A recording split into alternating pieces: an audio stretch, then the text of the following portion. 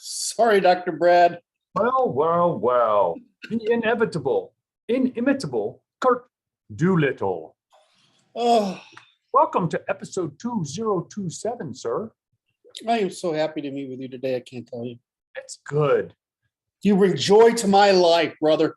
And these people who are clicking and dingling them, leaving the comments and. Yes, you know what, all you people, whether you comment or not, I love you crazy folk. It's wonderful. Thanks for sharing the planet with me. That's right. It's kind of you. I had some thoughts on these subjects. You did? I did. I like our let's see if I can get the light down here right. So my eyes don't look like I'm half dead. There we go. Anyway. But it's half dead, half alive. What? Right. So I was putting feelers out because I was curious about the one episode that saw 1,000 viewers. And I was like, why did that happen? This accident of the search engine is what I'm told. And I'm like, is there some value to search engine optimization effort? So I'm putting a general broadcast out that I'm interested in talking to someone about that. So whoever that is, make yourself known. Okay, so I'll tell you a couple things. Yes. You have to invest in each video, right? You have to put in other words, think of it how if you're a programmer, how do you know? Well, you see if they put in a cover image, right? You see if they filled out a text box about what the episode is about, right? And it has links. You make sure that all the right boxes are checked inside the setup. You give it a good title that's got basically keywords in it. And you have to put out 1 in 5 or 1 in 10 things that are subject matter interesting. And then the last thing is they have to be under about 15 or 20 minutes. Yeah. And so they rarely recommend these, but it's not really true because you see like all the guys who put out these hour-long dissertations. Long forms, yeah. So what they do is you go through the works we do and you do what's called clips. Yeah. And the clips link to the full discussions. So the problem for us is that series is converting them to clips, making cover images, right? Filling out the box and all the links and all that other stuff. So that there's especially when we list the time, like what topics discovered what time, and clips. And of course, we better even in the long ones if we cut out the stuff where I'm screwing around and we're just talking nonsense, right? Right? I mean, because I enjoy that, you enjoy that. Turns out the audience enjoys that, at least a certain portion of them do.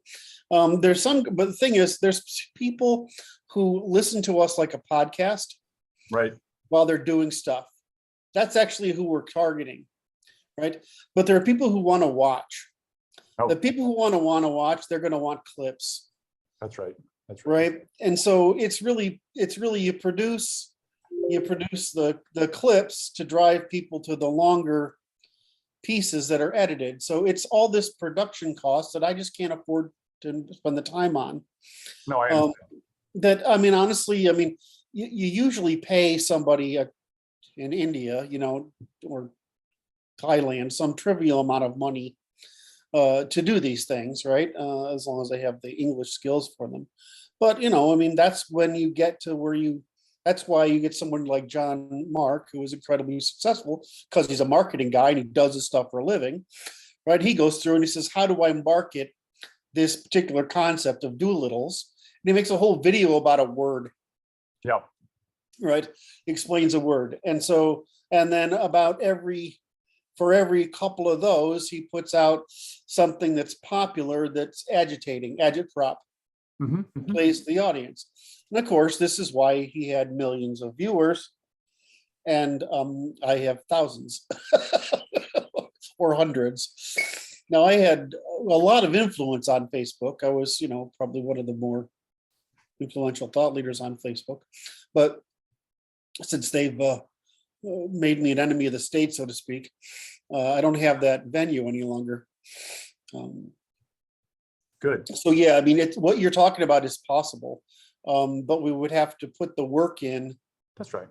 To make it happen, and I just don't have the. I'm not asking you to.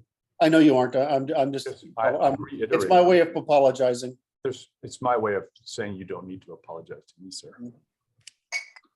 So I have another thing that I thought of too. It's hard to believe. Does it involve strippers, cigars, and scotch? Indirectly. Well, that's good. It is good. So one of the things you were concerned about this term white supremacy or supremacy, and I'm like, I figured out some terminology to get around this. Okay, and it's not so much supremacy as primacy, and it's colorblind. It's colorblind primacy because we have scientific primacy. We have the most correspondent way to deal with the universe, and that gives us primacy. Yeah, hold on a second. I need to check on my etymology here. Oh, I understand. I have my etymology up too, since I was looking up entropy, since I was talking about my coffee earlier. Yeah, okay, and it's ecclesiastical definition. So it says it's more important, and that's probably true. It is the preeminent position. Yeah. And it's like you're in the pole position because you figured it out better. So that's my replacement for supremacy is primacy. There you have it. And it's colorblind because apparently anybody can be white. Doesn't matter what color you are. It's like that anybody who happens to agree with anything that's like correspondence with reality is somehow white, and whiteness is bad by the standard of the liars that are seeking to dominate the social discourse. There's a book called Only Europeans Can Think. Oh my. Oh, rude. Well, it makes a great argument because in the past it appeared to be true.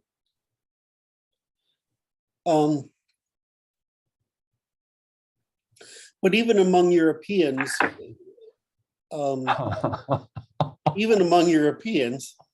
I like where this is going. It's quite rude. Well, I mean, somebody said this yesterday, which is why I'm bringing it up, is that if you can find it written by an aspie dispassionate Anglo, it's probably worth reading. If it wasn't written by a dispassionate autistic Anglo, it's probably not. And that's disturbing to me, and it appears to be true. So, it's like I go through them and it's like, well, I mean, you get most of everything from a very small minority of upper middle class or upper class Europeans. They're all Germanic, and the vast majority are Anglo. You get a lot of other nonsense across the spectrum from everybody else. And there are parts of Europe where insight is especially lacking. It's not bad, it just isn't there. That's worse. It's absent. Well, it's like the Slavic question, right? It's like, why? No, I'm not. I love them. Everybody knows I love them. I'd rather be with them than, Right. So I'm not, but the question is, why do they seem to lack ambition? And so what's so funny? Nothing. I don't. I just go ahead. I'm good. keep forward. Well, I mean, we've had this discussion in the past, and we just sort of, it's like, I have to come to terms with the fact that if you try to justify a thing, it's not the same as forcing it to compete against all other things, right? In other words, comparative civilization, right, is the way you falsify any theory of any civilization, is you show it against the competitors. And once you understand enough sort of economics, et cetera, and institutions, I mean, economics. See, when we say the word economics, they think these financial morons, right? Or the people who play with the government money system, right? I mean, what we mean is human cooperation. Yes. Right.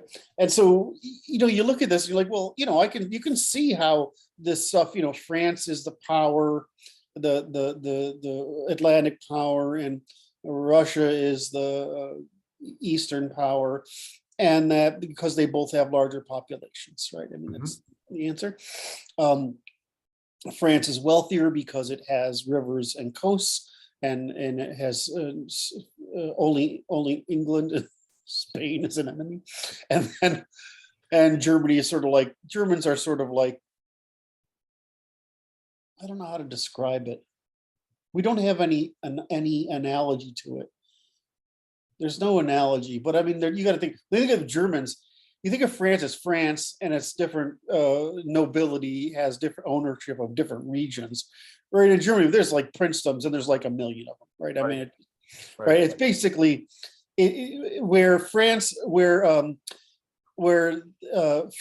is a franchise, England is a corporation, France is a franchise, Germany is like the land of small business owners, right? Which is where the German mentality comes from, because a manor, right, is the small business, and the Russians, well, they're out there just trying to be the Mongols again.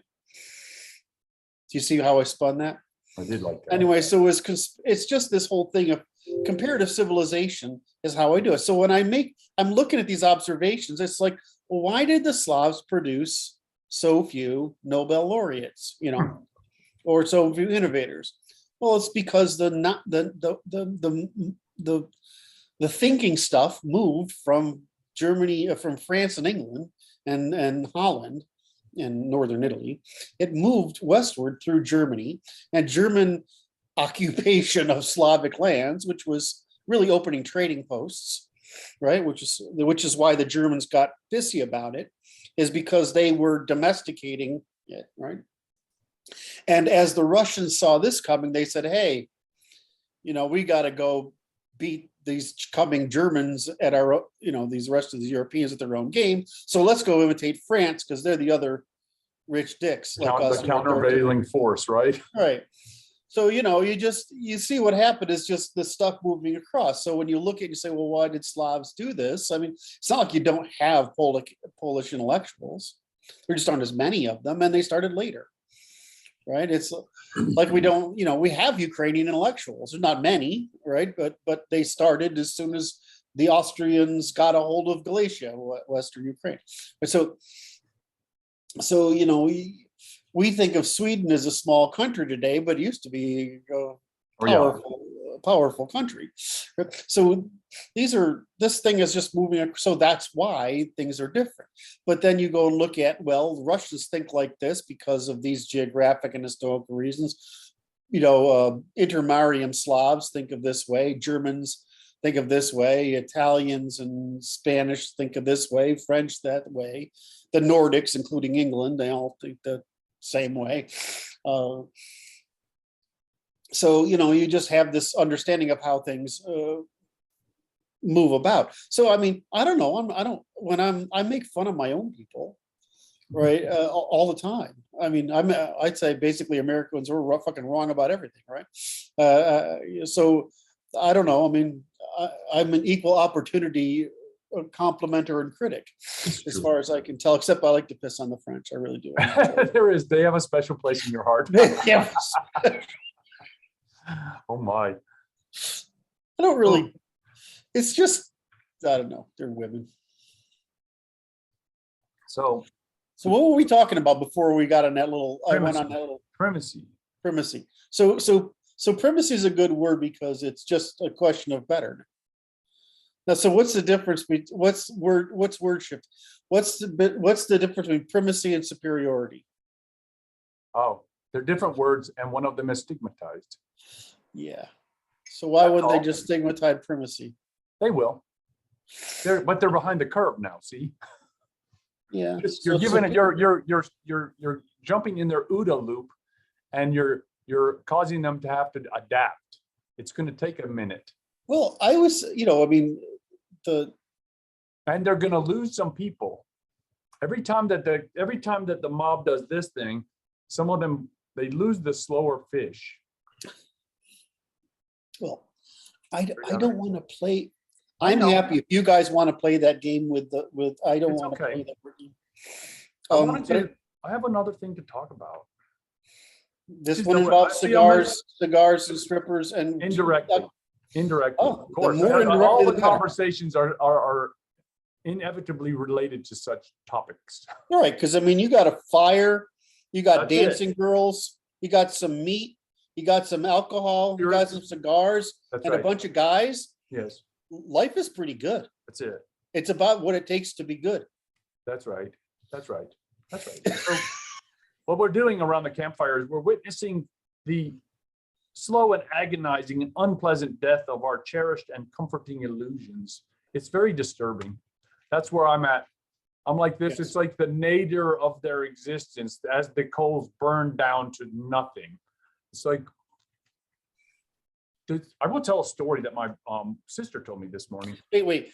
Who's watching what burn? Which side are you talking about? We're burning down our cherished and comforting illusions that we wish Yes.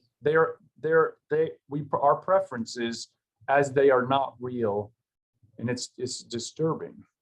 Yes, that's when I kept saying to you, it's depressing. That's what I was meaning. It's disturbing. It's disturbing. It's just the coals are burning down, and it's okay. It's just So when I was having that, and you were pushing back on me, do you understand what I was saying now? Or is that okay? It's very disturbing. So that's me being in sympathy. It's freaking. I'm like, I kept doing this work, and like you say to yourself, this is hard. No, it's thankless. It doesn't make me any money. Wait. Okay. It's just like, why am I doing this? It makes me sad. It's depressing. It's the right answer. What is the monks that whip themselves? Yeah, self-flagellation. That's what it is. Why am I doing this? So here's the story. The story comes out of the center of the empire, the District of Columbia, which is the story comes from an electrician who does residential work. And so the story of the residential electrician is that the people in the District of Columbia who are very well insulated from the reality of the circumstance, all the money is flowing through there. Yes. They are changing their habits. Now they are not buying the platinum fixtures. They're buying the gold fixtures. So they're not doing without, they're just going down a tiny notch. Yep. Data point. That's a huge shift in the imperial structure. Well, I mean, we got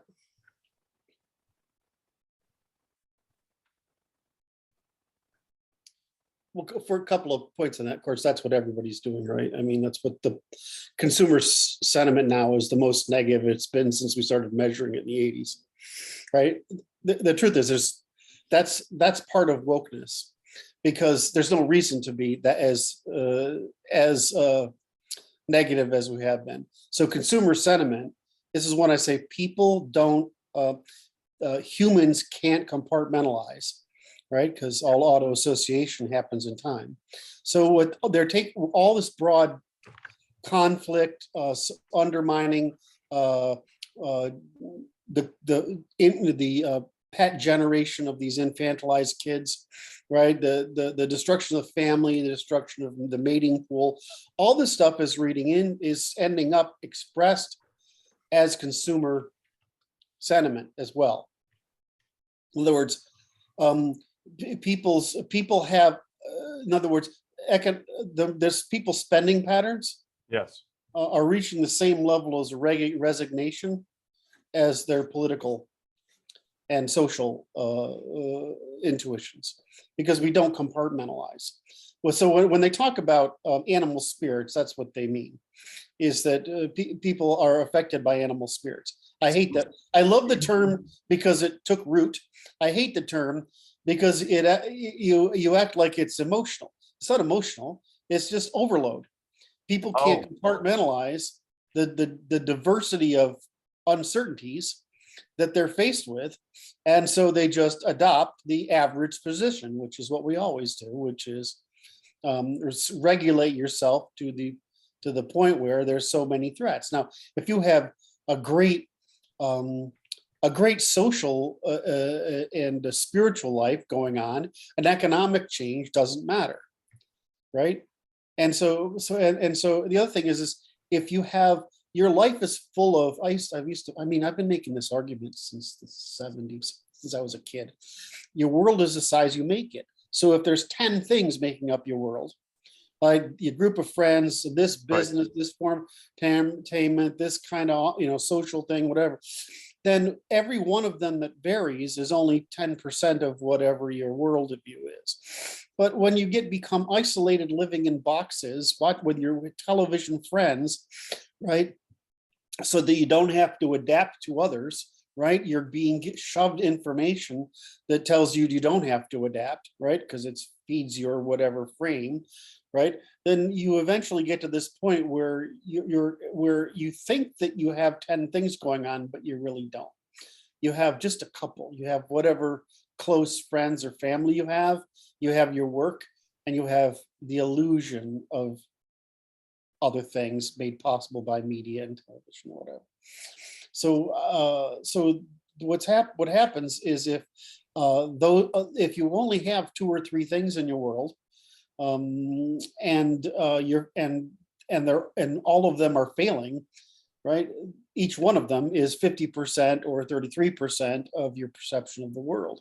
So that's how you're going to externalize your perception of state. And that's what people do. They call it animal spirits, but all it means is we're just driven. We're herd animals, and we're making an average calculation based on the general sentiments of the environment. So I'm going to relate this to the psychology.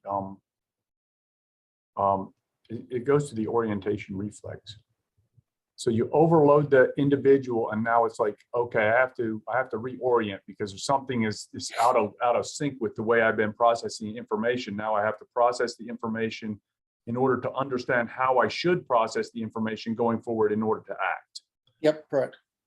So that's what appears to have gone on, because it is like it's overloading. But what did the left try to do?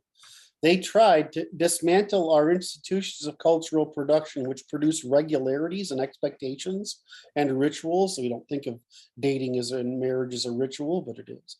Right. We produce all these we don't think of norms and traditions and values and festivals and feasts and holidays. We don't think about all these things as institutions, which produce regularities, which give us the illusion of control over our environments, thereby reducing our neural economy, the load on our neural economies. And so what's happened, of course, is, does that make sense? And so yeah, go ahead. So think of it as you have a flashlight in the dark, right? Yes. And everybody's putting the flashlight vaguely the same direction. You can all see further. But once everybody starts pointing their flashlight in the dark in a different direction, the aggregate distance you can predict into the future is shorter. Of course, the way your brain works is that if I can see the next 4 years, I feel happy. 3 years, right? 3 seconds, 3 minutes, 3 weeks, 3 months, 3 years, 3 decades. I mean, as long as you can see something like that, you have confidence. And that's what we all want. We want the confidence to see in the dark. Now, the great thing about some of our systems is we create systems where we can all be going in different directions, right? Pursuing, we know this, we can all be searching for different things while going the same direction. Does that make sense? Pointing our lenses in the same direction. Even though we're all, you know, you're looking for a job and she's looking for kids, and he wants a car, and you know, he wants, Right. you know, doesn't.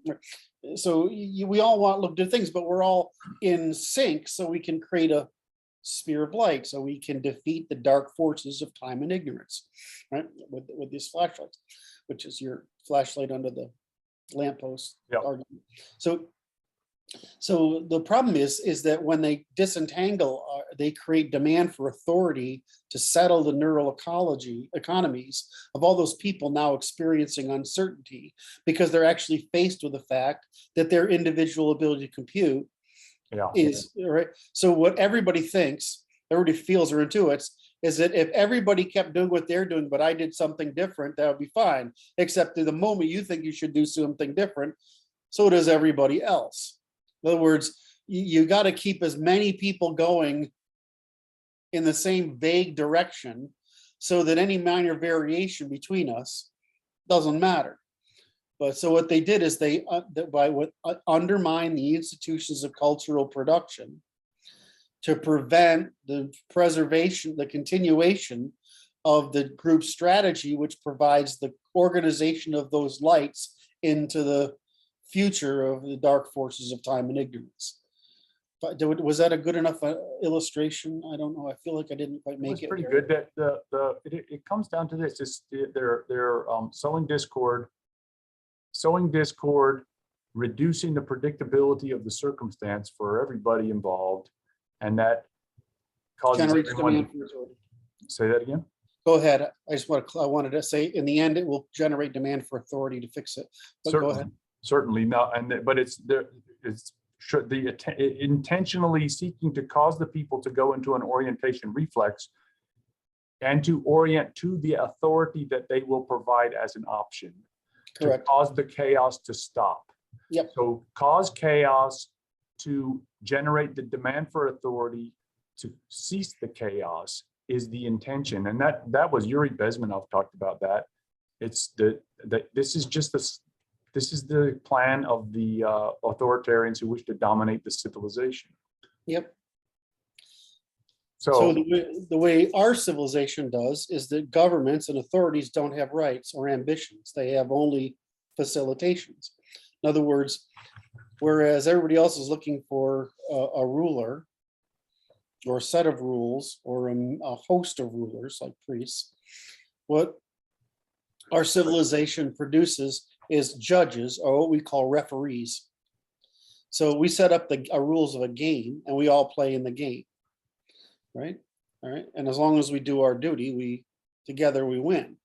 But this is evolutionarily optimum. Apparently so. Right, and so we tend to win because however, you know, you have to be put up. You have to think to play the game.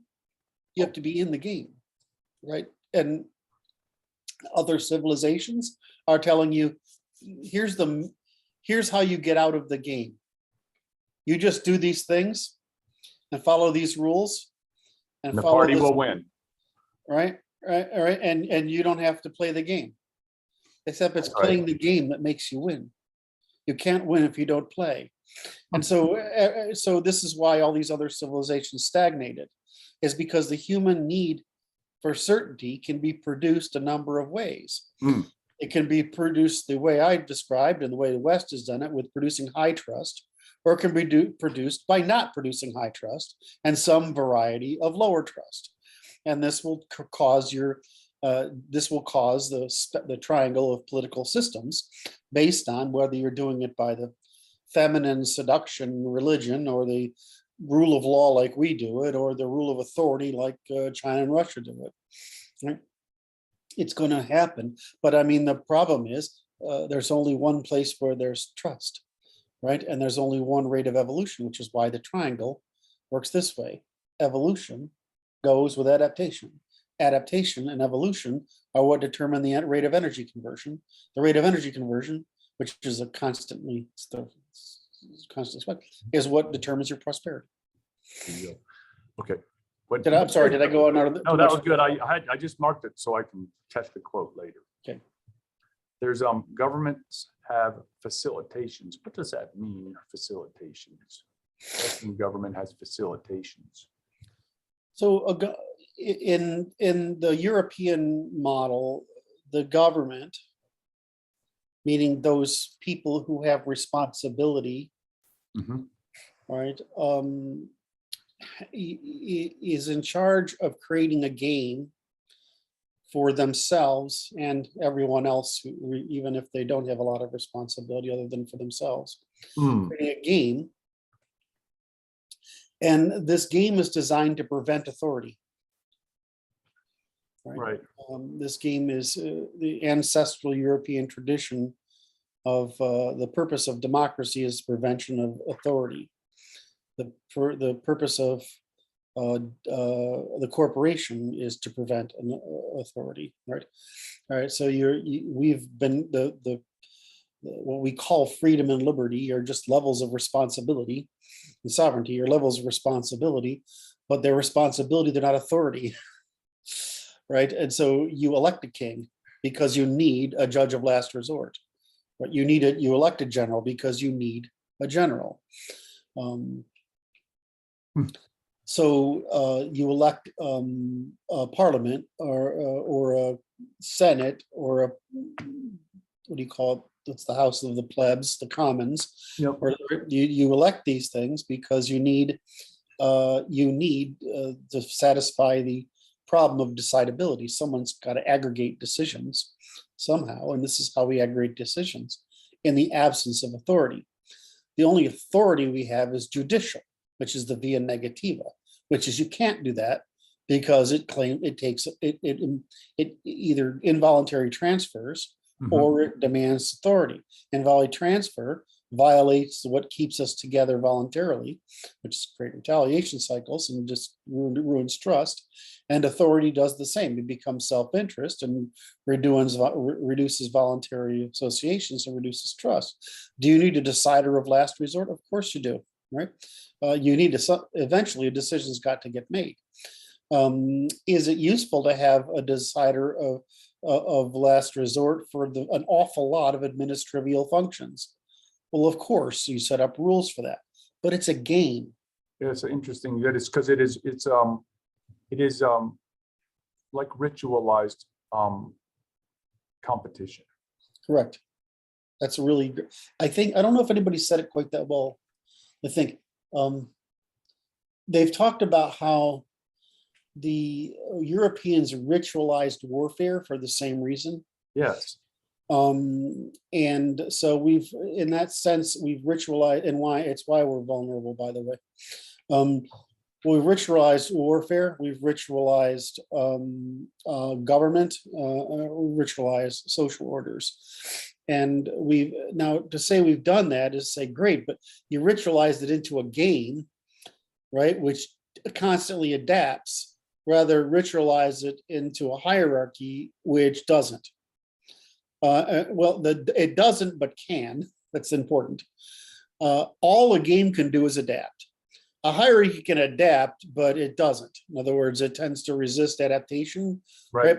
And in the absence of both, you get chaos, which does not only adapt, Middle East, not only doesn't adapt, but tends to decline and reach a steady state. So that's why you have the religious, the state, and the rule of law hierarchy of the rate of adaptation, right? Because you're basically creating the criteria by which evolution can move large numbers of people. What you want, of course, is markets and rule of law, which is the human political substitute for the laws of nature. In other words, if you were out there in the wild and hunter-gatherers, right? There's the nature has set up a game of natural selection for you, which causes you to constantly innovate.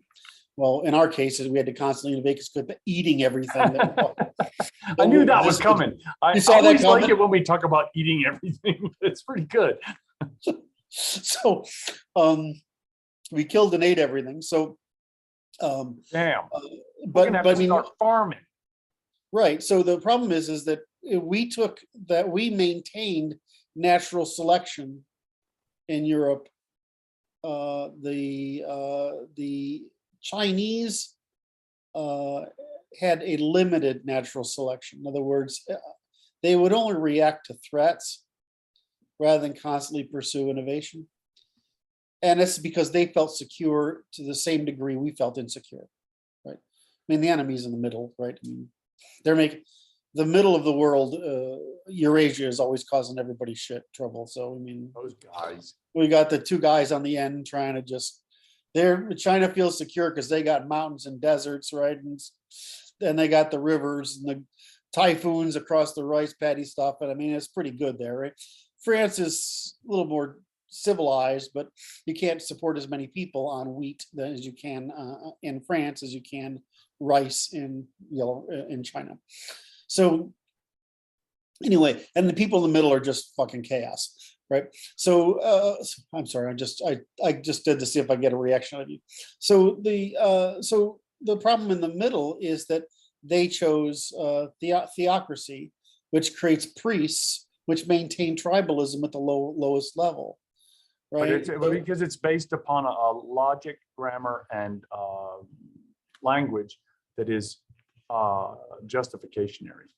Right. So they just can, and the great thing about it is they just want a really simple set of rules that don't require innovation or adaptation, because innovation adaptation at any scale requires trust, which they don't have because they're tribal and heterogeneous. So it makes perfect sense that they would develop that Africa couldn't form a set of founding institutions. I mean, Africa's a big fucking place, right? I mean, but poor communications, right? And lush opportunities to not need it. Not exactly. I mean, I keep telling people you could put Africa on the moon; it would be just as useful. I mean, trade would be just as it wouldn't be any more difficult than it was in ancient history. So, of course, you take something like Ethiopia or Egypt. When I say Africa, well, I mean that's this what we mean is sub-Saharan Africa, right? I mean, right. Or it's like Egypt is not unsufficient. Anyway, so the point is you're going to, of course, get in sub-Saharan Africa, you're going to get the problem you got because it's really just a thin green belt across an enormous landmass with no rivers to cross it, right? I mean, it's fucking nightmare. So they don't have any advantages the rest of us had, right? So you're going to have them, right? Then you're going to have the Middle East. Well, they got the rivers, you got the and they got the Nile, the Mediterranean, the Mesopotamian, the Indus, all the way to the Yellow River. I mean, those places, they got everything you need. Europe has the same rivers, right? But it's also quite far, right? And it's cold. It's like northern China is quite far and quite cold. So you got this problem. So it's like every civilization went its way with the institutions it had. So you went from hyper clannish in Africa to tribal in the Middle East to classes in India or castes in India to the extended family in China, right? Which is because the whole state's organized as families. Yep. To the market society in Europe, right? This sits in Europe, and so the fact that these people in the middle were such a pain in the ass caused the people on the left and the right, China, and I'm just trying to generalize, right, say to treat themselves as themselves and unify against all those others who are a pain in the ass, right? And so you get this sort of really obvious evolutionary pressures for people to create identities and systems that work for them. So the basic thing about Europe is that once you've got Ukraine, Poland, and France, in southern England. I mean, it's pretty freaking good agrarian territory there. You're far enough away from those bastards on the steppe and those crazy folk in the Middle East, right? And Africa's, basically on another planet. So, I mean, it worked out well for us, but I mean, mostly worked out by accident. Right. Now, I'll say this, we're going back to this, this generation of a state is a ritualized competition. Yes. It is the correspondence to these rituals to natural law or reality. Yes. That makes it the adaptation possible for people within it at velocity. Correct. And it has to do with the degree of correspondence of the rituals that are generated within the state structure that you are working within, whatever civilization it is. And that we can compare these. The rate of calculation, in other words, human trial and error, determines the rate of evolution. It's not complicated, right? It's like the rate of chemical reaction determines the rate of chemical the rate of change of the set of chemicals, right? I mean, it's the same. The energy available determines the free energy available for change. I mean, it's just the same argument, no matter how you look at it. And our system is simply by prohibiting authority. It's another via negativa. Yeah. By prohibiting authority, we basically generate demand for trial and error. That's interesting. It's like this. So it's like the rate of calculation. It kind of corresponds to the division of labor. Right. A division of labor increases the scope and diversity of calculation. But it's When like, you start, do the economists measure that, the division of labor in societies? well, is there a measure of that? Well, first of all, I'm sure someone has. Right. I mean, I'm sure someone has tried to write something about it. I'm trying to recall if I've read anything.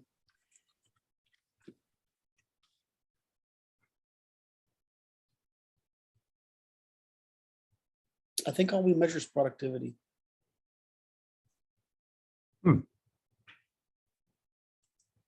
I don't think we have, I mean, like, I'm trying to make it a measure that we can find something that will tag it to objective reality. It's gotta be out there. I can't believe nobody's done that. It's gotta be the division of measured and I'm looking at a yeah, task 1970 paper. yeah.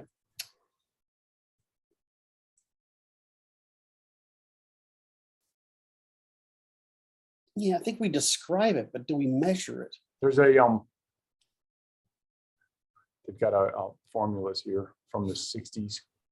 I'll read this paper and then I will return to this at a later moment. Sorry to distract. I mean, there's plenty of studies of it. The Mhm. division of labor measured by an index developed by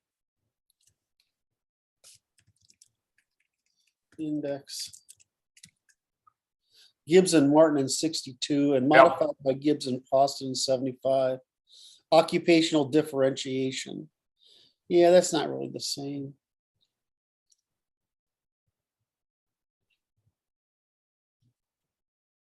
No, that's sort of like, that's too early. It's well, I mean, all right, so people have worked on the problem. Yes. They're just not measuring what they need to measure. I bet if we go through it, that's going to be consistent. It's sort of like the GDP problem. Is what are you measuring? Because what you would have measured in 1890, 1950, 1980, and today, those things differ. And so because what you're measuring becomes increasingly ephemeral. In other words, right, the labor is so far distributed.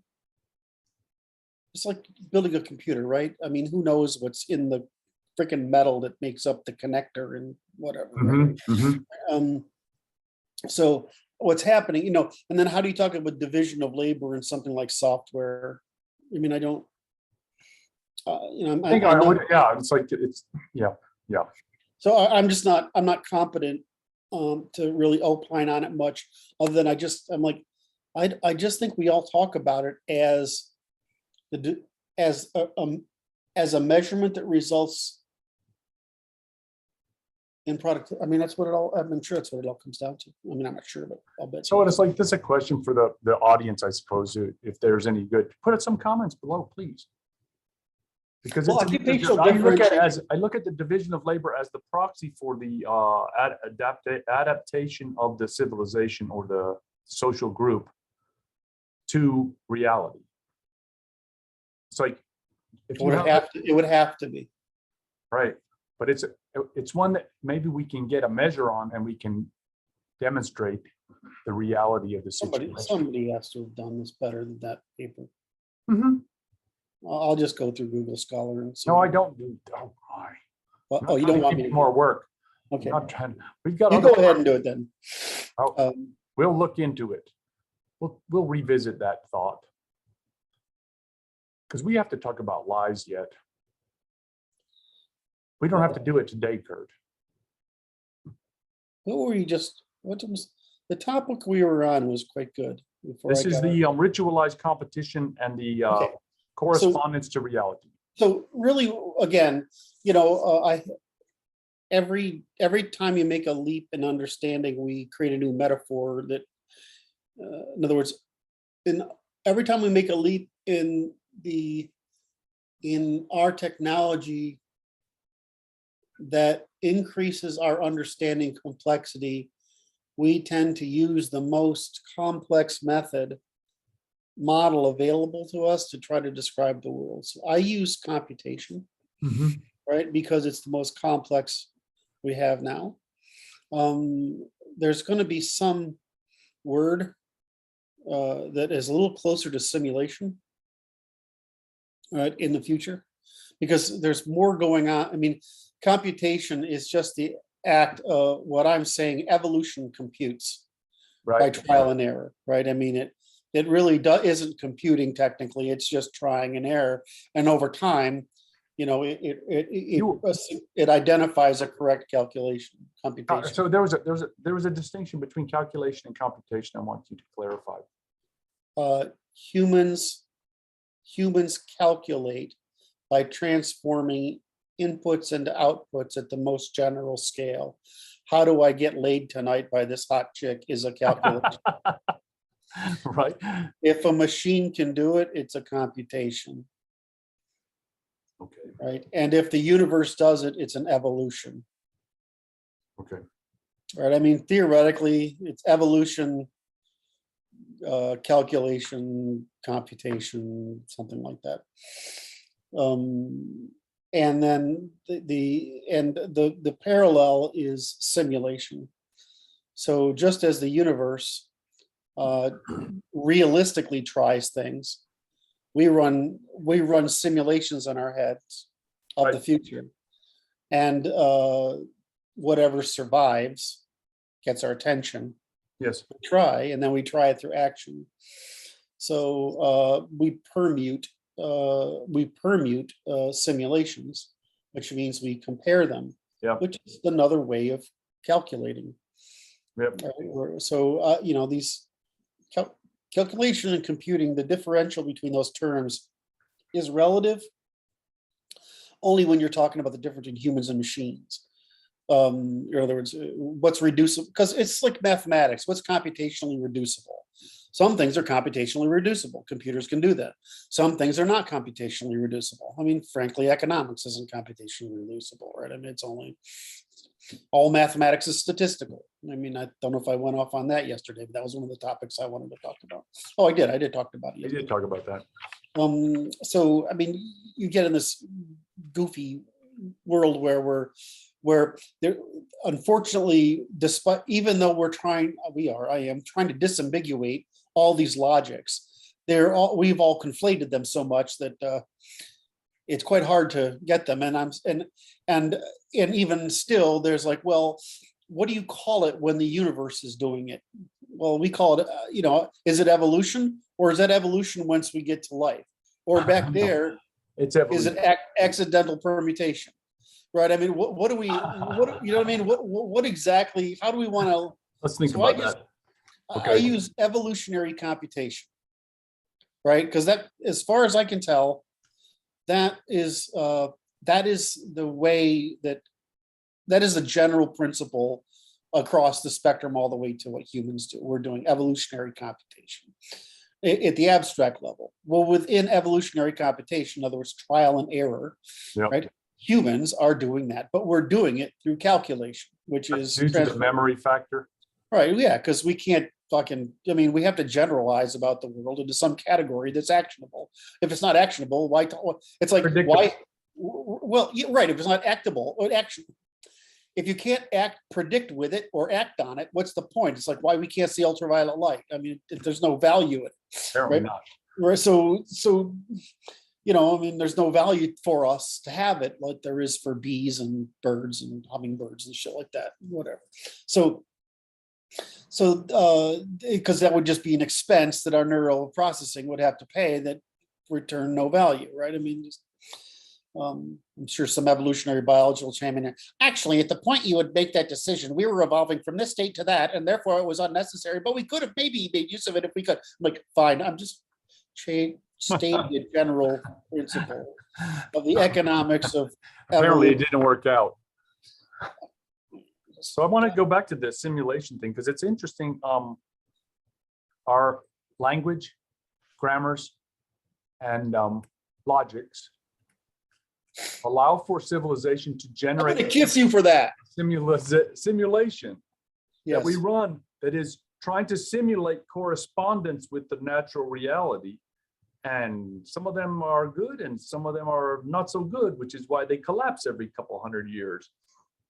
Well, I mean, we're like schools of fish, right? We've got to align large numbers of people to exploit opportunities. Some opportunities can be exploited by you or me. I could go to the grocery store right now and buy a ham sandwich.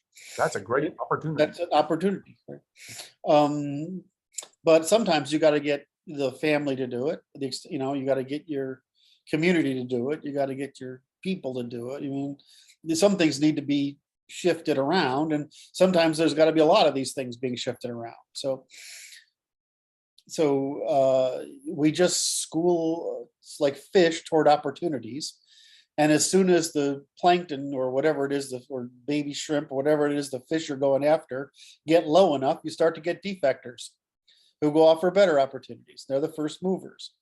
But so it's really easy to think of humans moving through a stream of time, like literally down a stream of time, schooling for opportunities, right? And some groups go off in this and that, and they exhaust that opportunity, come back and hope the group found a new one, and they go off this. I mean, it's a great visualization tool for what happens. So I really liked how you just used those wonderful words you used. They were so accurate. They were so good. So I mean, but people just school or flock, whatever you want to call it. But we use language and we use logic and grammars to generate the simulation that we're using. Correct. And so this is where systematizing versus empathizing comes in, right? It's a division of time labor, which is the real difference between the sexes. And so what you see is some of us highly empathize. We divide the labor of the moment and for outliers and individuals, and some of us systematize. Some of us systematize for the day, the week, the month, and some of us, like you and me, we systematize for centuries and millennia, right? And we just divide this up. So yes, we systematize. So in other words, we predict, right? But for what time frame, across what, for what population, across what time frame, right? And where are you going here, right? And so we basically divide up this time-space continuum of population in time. And some people are down here in the empathizing now for a small number, and some of them are out here for systematizing for everybody over time, right? I mean, we're just covering this space. So when you have that and you have the triangle, you also say, how do I get that out of the triangle? It turns out that's what you get. You get the triangle, which is these two things plus a time frame, right? So you get it's better to say, I'm sorry, I'm like, okay, now I'm going to do the same mistake I always do, which is make it too fucking complicated. I'm just going to stay with two, right? Let's say there's a triangle, and then there's the time frame we divide the labor by. And so technically speaking, empathizing would be all the way over on the female side, and systematizing would be all the way up at the force side, right? The force side. And we would have the compromise between the two and the vertical, right? Which is the neutral position, which is cooperation. Because you've got to know, systematizing long-term, empathizing short-term. Okay, what's the compromise? There's got to be a market to settle the differences in the values between the Correct, between the two. And so that's how we compute as groups. Markets. Is markets. A market just means a simulation, right? I mean, the equivalent of a simulation of evolutionary computation. Now we run the simulation in our heads, which is the point you're trying to make. And we're all running a simulation in our heads based on whatever wave frequency we work at, time scale we work at. And so some of us are just really good at systematizing really large things over long periods of time. And some of us are not. And some of us are really good at understanding how everybody in a room feels about something. And some of us are not, me. Just a bunch of girls talk this morning on some goddamn news show. And it's just hysterical to me that what they're saying has nothing to do with the body language they're communicating. Oh. You know what I mean? It's just... There's stories about people that have different kinds of brain damage. They're like I met a guy who had a stroke. No, he actually was worse. He attempted to commit suicide, shot himself in the head, and destroyed his speech center. But he could say 5 things. And he only said 5 things. And it was like play 1, 2, 3, 4, or 5 with different intonations with meaning. And it made sense. And it took me a while to figure out that was what was going on. Because he kept on, and then I'm like, whoa, something is not right here. But I'm like, I want to watch political shows with him, right? Yes. Record it just because it's funny. Because he's like, he'll say something, and it's one of these 5 things, and it will always have meaning. Anyway, that's the story. People who have different kind of perceptions and capacities for expression that are providing information that is otherwise inaccessible because you're lost in the noise. That's such a beautiful illustration, though. Let's you have really articulate conversation here.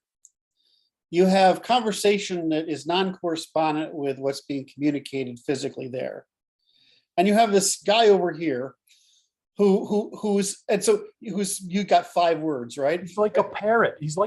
But it has you can understand to what's going on in the crazy picture that is what are they doing? And the people who are normal are getting confused because they're overloaded. They don't know that's what the purpose of this conversation, a political conversation, is to overload you so that you go, I guess I'll just vote for that guy.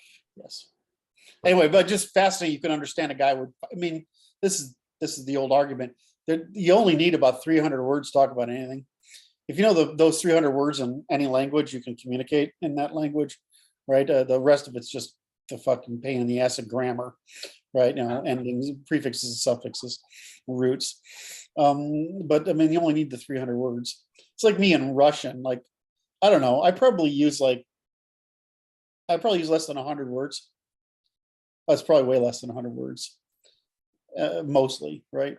And I probably get half of them. But the beauty, it goes like this. It's like this. So the Russian who's trying to understand you, he understands the emotionality you're putting into it, and he recognizes you that you're just limited, and that he won't hold you responsible for not being super articulate in your expression. That he understands. Let me tell you what really happens. Everybody starts laughing and says, just talk English. That's okay too. Anyway. Now I want to go back to the social simulation, which is like the state, which is the condition of cooperation that we establish in a geographical area, operates with a simulation based upon grammars, language, and logics correspondent with the original institution that was founding that civilization. Say that again. The civilization functions as a simulation, allowing the cooperation at scale between the people inside that civilization, using the language, grammars, and logics of the fundamental institution of that civilization. Yes, I say group evolutionary strategy, Yes. right? But also, so I say group evolutionary strategy, which they may not know. Their metaphysics, which they may not know. Right. Right? Their mythos, which they do know. Yep. Their method of argument, which they do, in other words, persuading it, which they do know.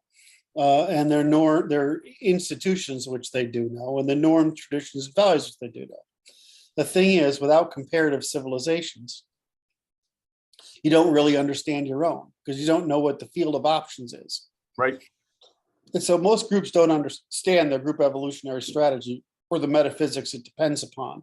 They only really know the myths, which is the encoding of it, right? And they know the rituals and institutions as such. That's what I wanted to get back to, rituals. That's what you were getting me on. So they only know those things.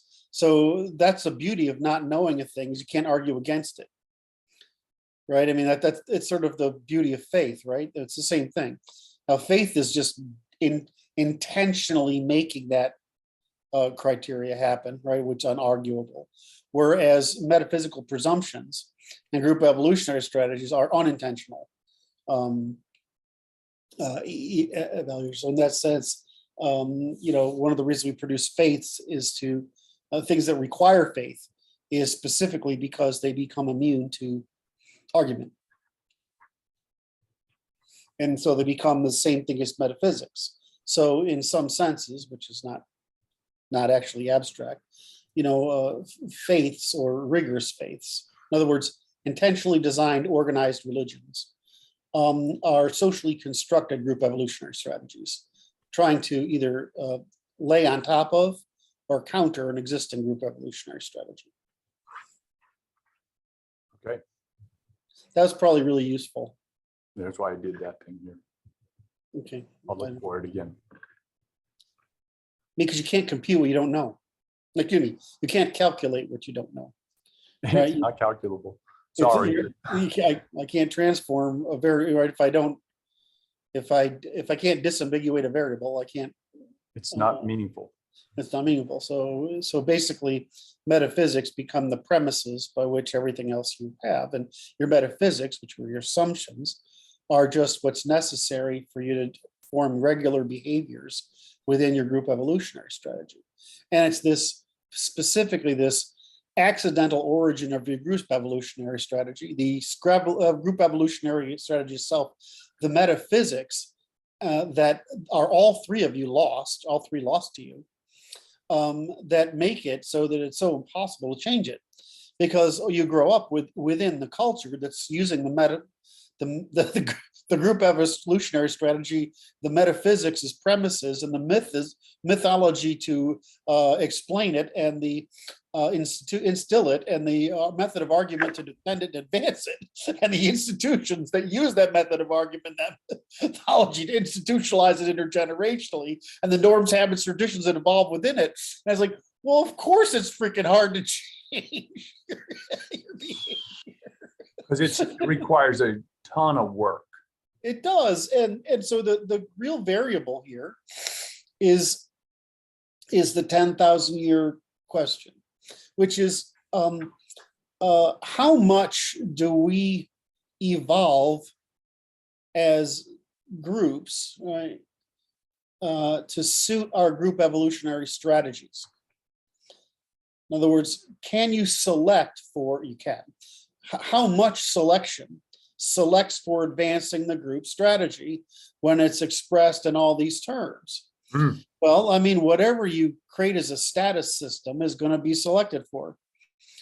So if your society selects status for this kind of thing, you're going to produce status signals that advance it. Now, how loud are, the question is, how loud are they?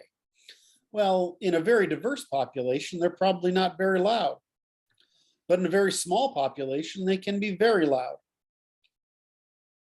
In other words, a status signal in a small population, right, might cause a large bias in selection pressure. Whereas a selection advantage, not really pressure, pressure is the wrong term, selection preference. Whereas it's like, selection for height. Why was selection for height shorter in the south of Europe and higher in the north? Why is there, we know why there's selection for fair coloring in European women, right? I mean, that's just more desirable because they're more neonness. I mean, how many little blonde Ukrainian women would the world want? I mean, infinite number of them, right? I mean, you just couldn't produce enough to satisfy world demand. I mean, they're absolutely perfect.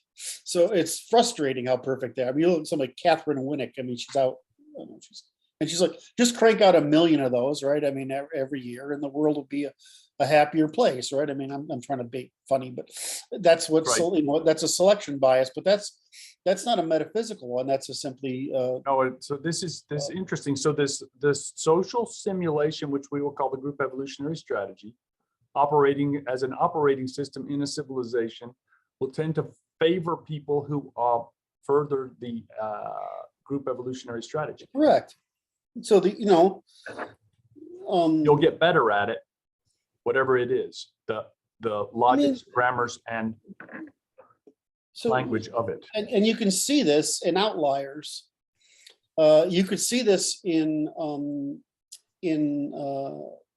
can see this, of course, in the Gypsies and Ashkenazis. You can see this in travelers, which is really weird, because they're small insular groups.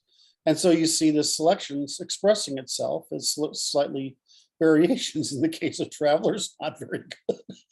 So you want to be basically selecting for thuggery. They're humorous people, though.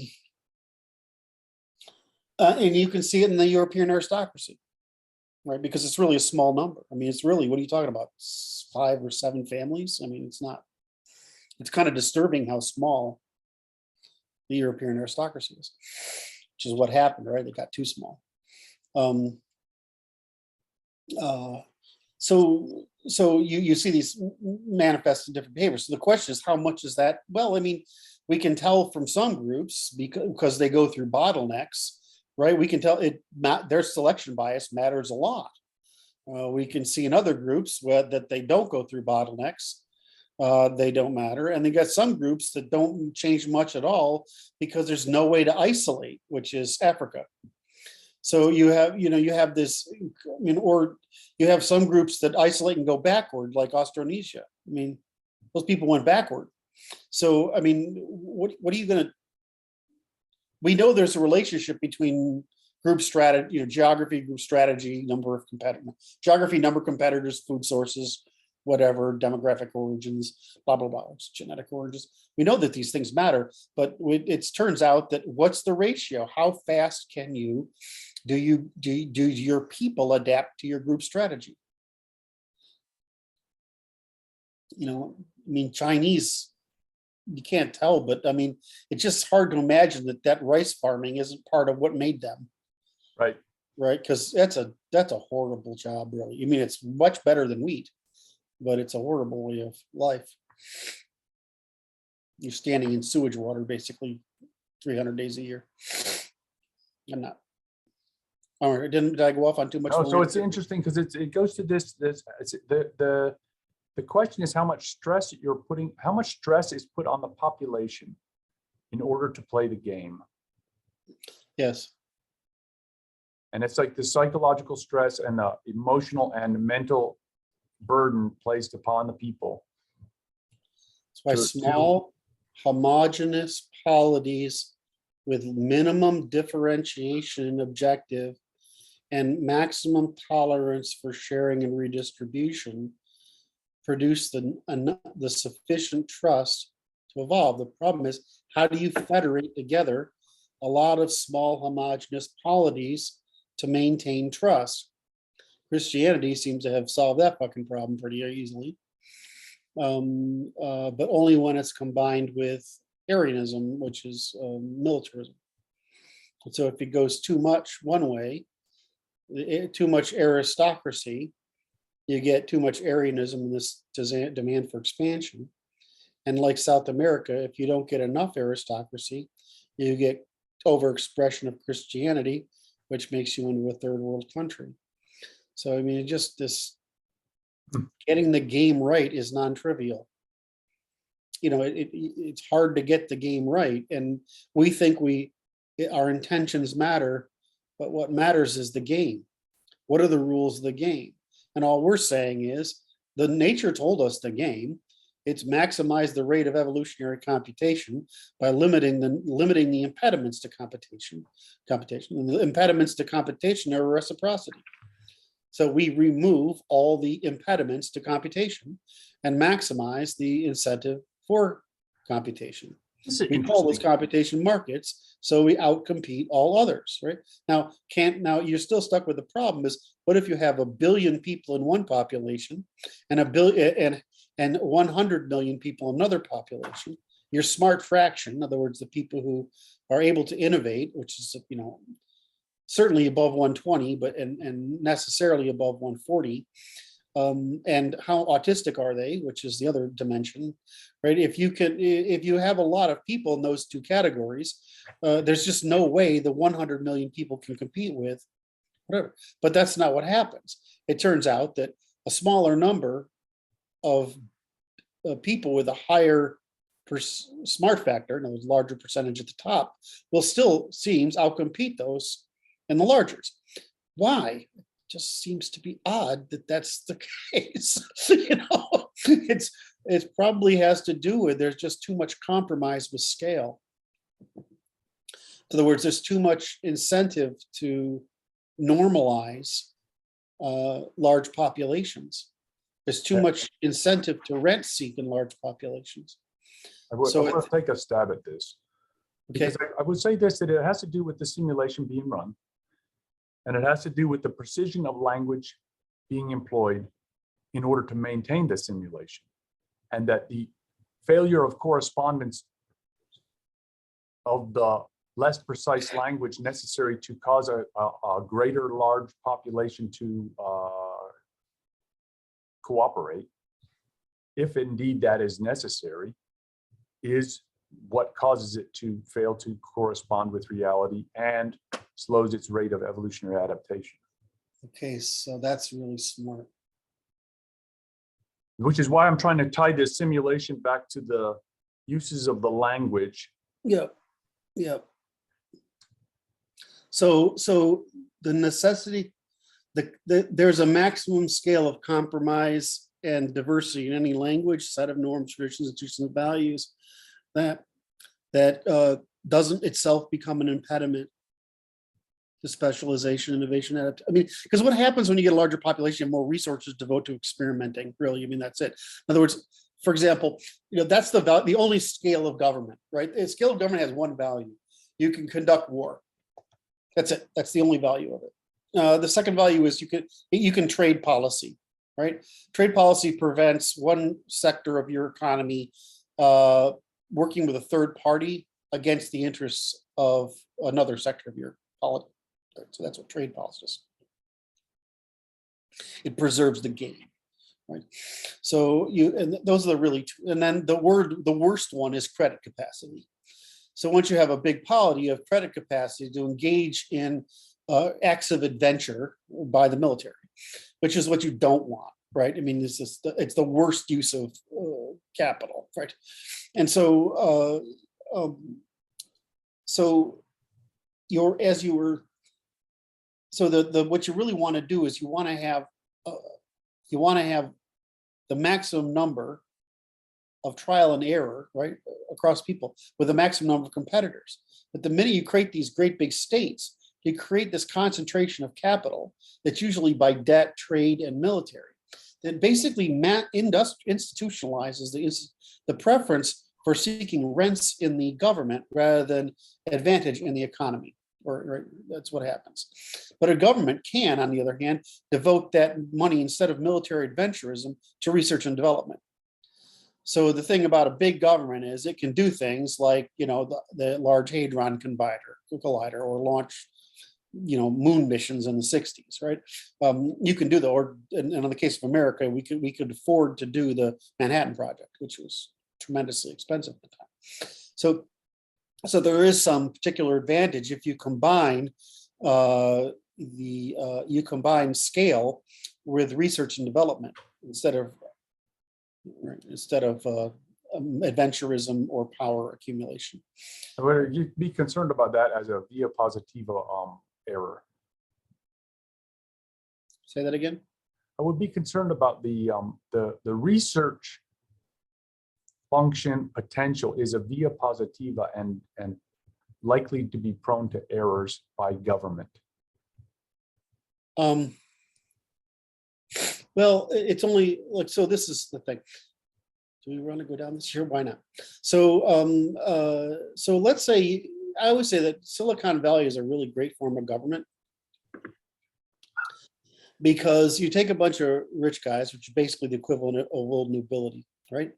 And they're just trying to get themselves and their neighbors richer, right? And so they take this money and they keep investing it, but they only profit if there's a victory.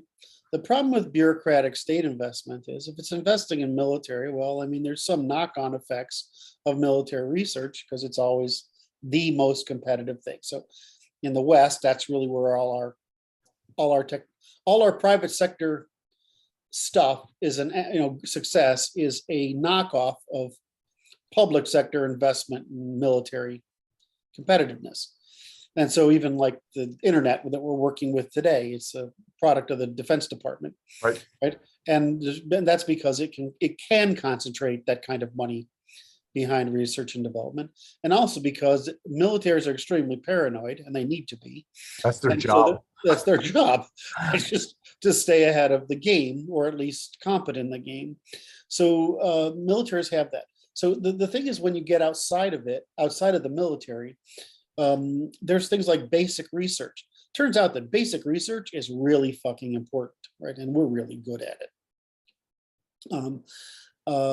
And so, so the question is, why doesn't the government, though, maintain an interest in the patent? We just give all this in our history. We give all this up to the private sector, and it gets captured in the private sector. So, I mean, that's sort of okay, but I mean, if it was public funds used to do the research and development, that's right. Why isn't the public retaining, 20% or interest or something? That's right. In the revenue. So they're being piss poor venture capitalists, is what they're being.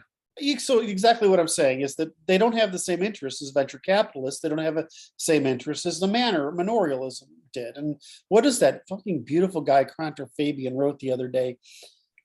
He said he basically 3 failings: credentials without competence, property without responsibility. I don't remember what it was, but he put out these 3 rules that we've created, which basically make it so that people in government aren't venture capitalists. But that's really what we want.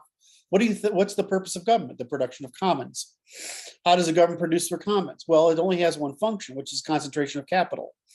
Well, it turns out that the government's a really bad venture capitalist, right? Because that's why it's irresponsible. But if we made the government responsible because it would get its returns on the venture capital, it would act more intelligently. Now, of course, you'd have the same level attempt at corruption we have today, right? But I mean, all of a sudden, you'd have this wonderful court system that would allow you to sue if this kind of thing happened, and so you'd develop norms and processes and whatever nonsense to regulate it over it'd take about 10 years to figure it out, for courts to empirically hash all that out, which is the courts are good at. So So, you know, fundamentally, yes, the government is a bad venture capitalist, and that's the fucking problem. Moreover, if you make the government a venture capitalist, then it has to look for ways to get the revenue that it wants to do rather than just tax you for it. So, I mean, my view is that the more venture capitalists the government does, right, the capitalism the government does, the more returns the government produces morally, the less immorality they'll produce through taxation. And if you combine some sort of redistribution from those revenues to the public, so the public has an interest in keeping the population small, you get the best of all worlds. So it's just, again, how did we start this out? Ritual, game. Now what is your ritual? Okay, is your ritual a game? Or which game is it? Did you create one that creates corruption and did you create one that creates stagnation and decline? Did you create one that undermines institutions of cultural production? What game did you create? So it matters what game you create. What matters what metaphysics, group strategy and metaphysics you spend it on. All we're doing is saying, well, the universe has written out the laws for us. All we have to do is obey them. They say that's the natural law of cooperation, because natural law of cooperation is minimizing the friction of evolutionary computation. And the universe says there's only one rule, rate of evolutionary computation. So, I mean, all we're saying is it's just, now this is just a science now. And if you want to deviate from it, go ahead, pay the cost. Okay. That's okay. That just means you like vanilla ice cream and I like chocolate, and fine. And you'll pay for the vanilla ice cream and I'll pay for the chocolate. Right. And you'll pay the cost of, you know, God, I can't think of anything. Or you can have your Doritos, right, and I'll have my Caesar salad, and you'll pay the cost of living on Doritos, which is bad health. And I'll pay the cost of, you know, my chef salads, which is not bad for my health. So there you have it. I really like is how you've got it down, bro. It's just work, brother. You got it down. No, yeah. So very interesting. It's not that complex, but it takes a minute to get your neurons oiled. Yeah. That's all it is, just to get the myelination working the right direction. Right? So let me give you one. Let's try one, right? Paradigm. Yeah. What's a paradigm? Paradigm is all-encompassing worldview, I think. It's a set of rules, right? It's basically metaphysics paradigm, right? Except a paradigm is something you know, and a metaphysics is something you don't. So how your paradigm can correspond with reality or can diverge from reality. Yep. So your paradigm can be laws that correspond to the universe. Yep. They can be first principles, which are derived from it. They can be axioms, which you made shit up. They can be assumptions. They can be fairy tales. Yes. So your paradigm determines the diversion of your premises from reality.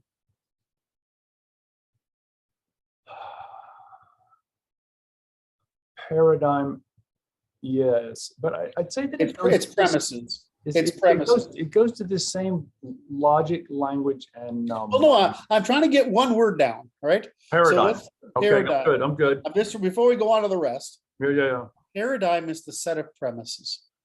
Okay. Those premises either diverge from reality of the laws of the universe, or they don't. Right. Okay. Now, inside that paradigm, there are objects, references. Those references consist of three things, or two things and one, three things. That's something you're referring to that's in a state, or something that you're referring to that changes state. So a name and a name of a reference and a name of an operation. Mm-hmm. And last thing is a comparison, an agreement or disagreement. That's equal sign, unequal sign, greater than, equal, etc. Like, not like. Right, so it's agreement. So you have that's all the vocabulary consists of. Is a difference engine is just a description of objects and states, or changes in states, and agreements or correspondence. Right. Consistency correspondence. That's all language consists of. And so what we do is we continuously recursively organize the terms possible within that paradigm into identities, which is a transaction for meaning. And then when we get to, now, since we have operations, we have premises, we have references, nouns, we have operations, verbs, we have agreements, truth or false, right? We have those things. We now have a logic. Now, right? Yes. Because and a logic is a test of consistency, correspondence, all that shit. Identity, consistency, correspondence, rationality, reciprocity, completeness, limits, completeness, full accounting, warrantability, liability. Right. You don't have to, so I mean that's just it. So when you say, so we have a paradigm that diverges from reality, we have terms that develop within that, which is a vocabulary. We have a logic that derives from it, and we have a grammar of continuous recursive disambiguation, which is always the same within the paradigm. Now, within the universal paradigm, we have degrees of precision. So we have, and so we can take the testimonial paradigm, which is the purest we can possibly do, and we can devolve down into the logic, the algorithm, the procedural, the algorithmic, the mathematical, and the purely logical sets. Right? We can do those degrades, right? And which is what do I call them? Deflationary grammars, right? So what I call each of those paradigms, right, sub-paradigms, is I call them grammars, right? So the grammar is always the same, the rules of continuous recursive disambiguation. The grammars I use to describe those paradigms that are subsets of some pair of those paradigms. And then we have inflationary grammars, which of course is narration, storytelling, fiction, fictionalization, deceits, undermining, all the shit that goes off into the social construction, right? And so paradigm, vocabulary, logic, and grammar, right? Right. And then we have deflationary grammars and inflationary grammars. And all that varies is what we call language, which is the sets of phonemes that are used to construct the vocabulary, and whether the vocabulary that we choose fit. In other words, each group evolutionary strategy develops its own vocabulary that either diverges from or corresponds to the laws of nature. In other words, the ultimate paradigm. There is one most parsimonious paradigm, which is the natural laws of nature. And that paradigm crosses a spectrum from the quantum to the particle to the atomic to the chemical to the all the way up to the biological, etc. Right? Yeah. And so you have these you have the concept of grammars across the spectrum, what humans are able to do with it. You have languages, and languages, you have what grammars are possible to do. You have group evolutionary strategies, languages that sit on top of them, right? And then paradigms that are not varying correspondence on top of that. Does that make sense, this picture? Yeah. But if I can get across paradigm, vocabulary, logic, and grammar, that's the rule. Those are the terms I've chosen. I mean, because it's the best I can do without creating up new stuff, right? And then we have the set of grammars, which from normative to from testimonial to deflationary to inflationary. And we have the and then we have the different languages, which consists of different sets of phonemes and different organizations of grammar within that language. So in other words, I could use the testimonial grammar in some other language, right? But the phonemes and the It will sound different. Will be different, and the organization of words, that the rules of continuous recursive disambiguation within that language, within that grammar, would be the same, right? Does that make sense? So yeah, there's the problem here is like, how do I get away from this issue of I have to use the same word for I'm using the same word for multiple things. The grammars, right? The logics, right? The sub paradigms, right? Or the paradigm, and then all these other variations that diverge from the laws of nature. Because underneath that set of paradigms, right? Remember the grammars, from all the way down to math and all the way up to every kind of social construction. Underneath that are four laws. The rule of grammar, which is evolution or continuous recursive disambiguation into an identity that performs a transaction for meaning. And underneath that, I have the before laws, right? The physical laws, the during laws, the behavioral laws, and the evolutionary laws, which is the after laws. So we have the grammar, the rules of grammar, continuous recursive disambiguation, that talk to the three sets of laws of the universe that we have invented this enormous set of measurements to talk about, from the truthful to the deceitful. Right. And then we have a set of languages, right, that all are, set of group evolutionary strategies and a set of languages. I don't know the order there. Right? It might be that a language contains a set of group evolutionary strategies, or that a group evolutionary strategy has language, or that they're just in parallel and God fucking knows. I don't know. And then you get up into the really absurd stuff that is completely non-correspondent up there. So I mean, that's just right. So that's my point. There's a sort of triangle here, right? There's deflationary, inflationary, and group strategies there. Does that make sense? Yeah. And within a group strategy, you're always got each triangle. That's the way to talk about it right there. That way it's unambiguous. Just so your group strategies go up here, and you have these grammars available, and you use some language family up there to go in combination with your group strategy. That's probably the right thing. Probably language group strategy. We'll just do it that way. I don't know if that was too much. Did I overload on that one? Hard to say, man. I'm gonna have to go back and review that, because it's.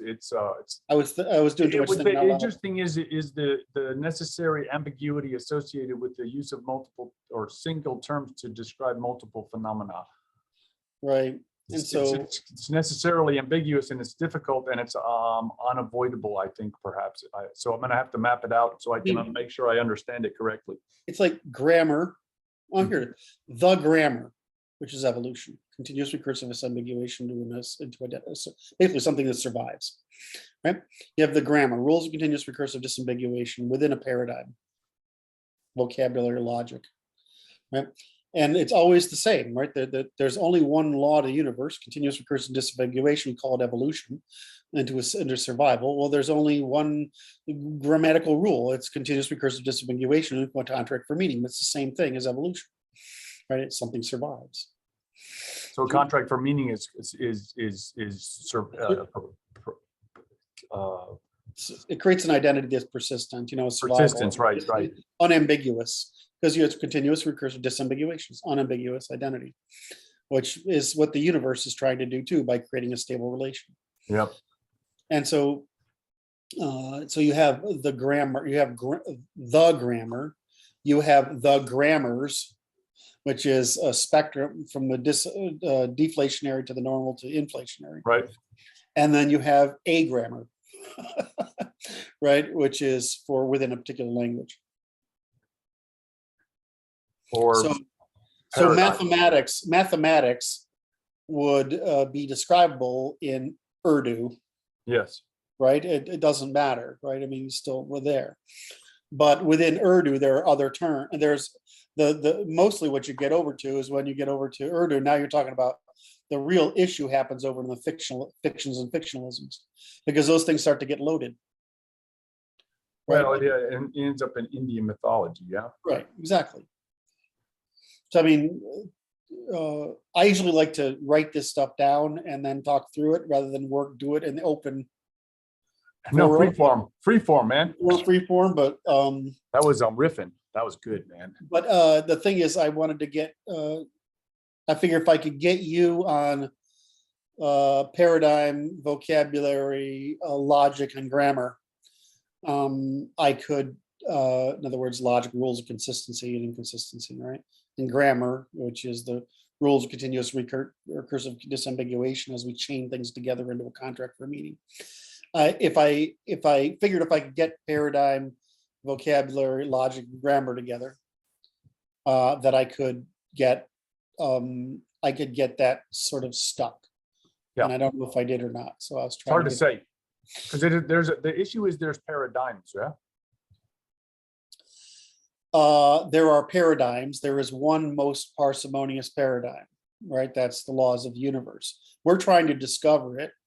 We think we have, with continuous recursive disambiguation being evolutionary computation.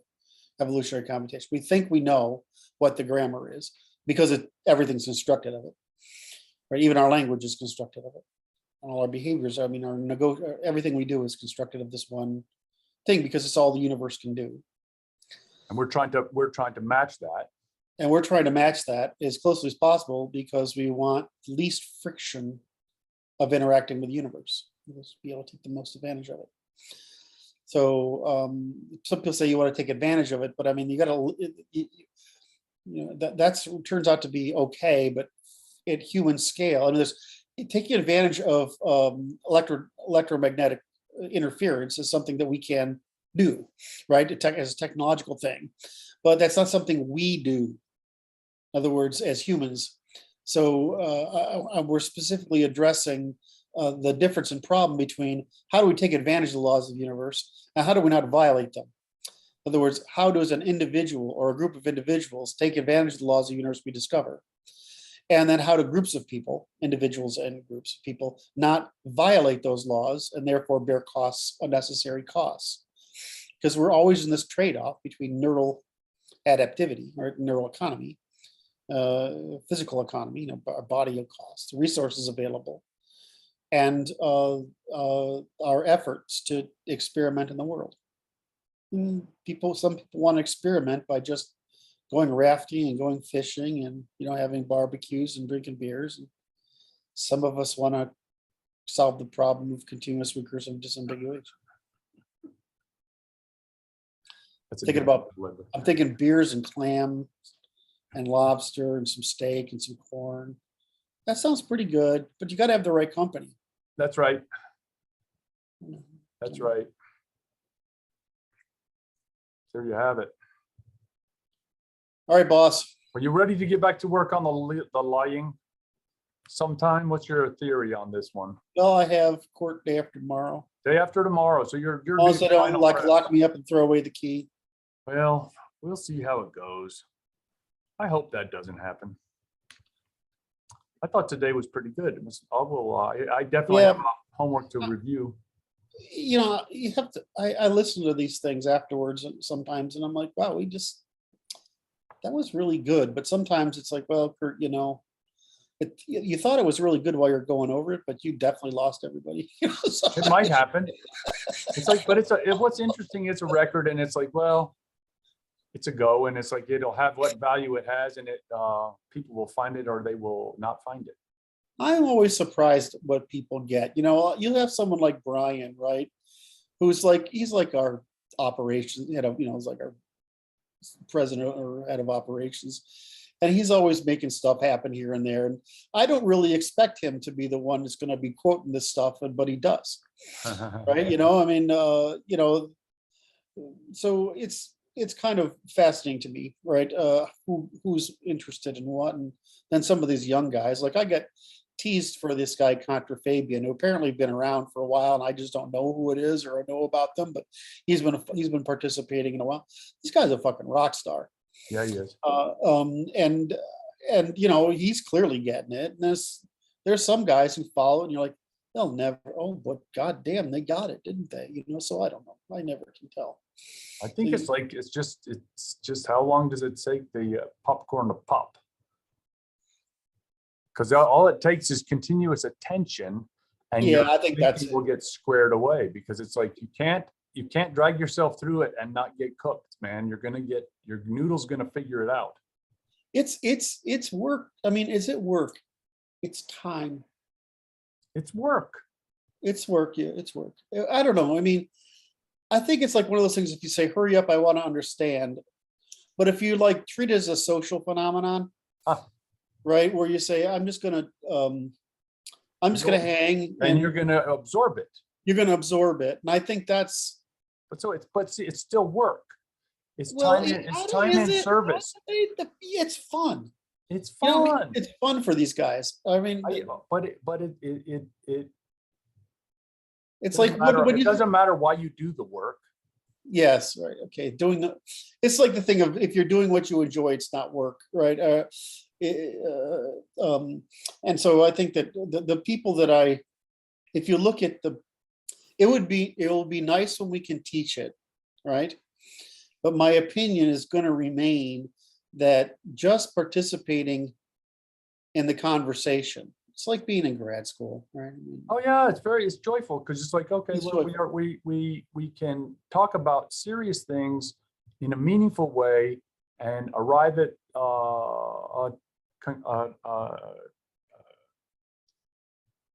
meaning, arrive at the correspondence of meaning, an agreement for meaning, a contract for meaning, and agree on it and move forward.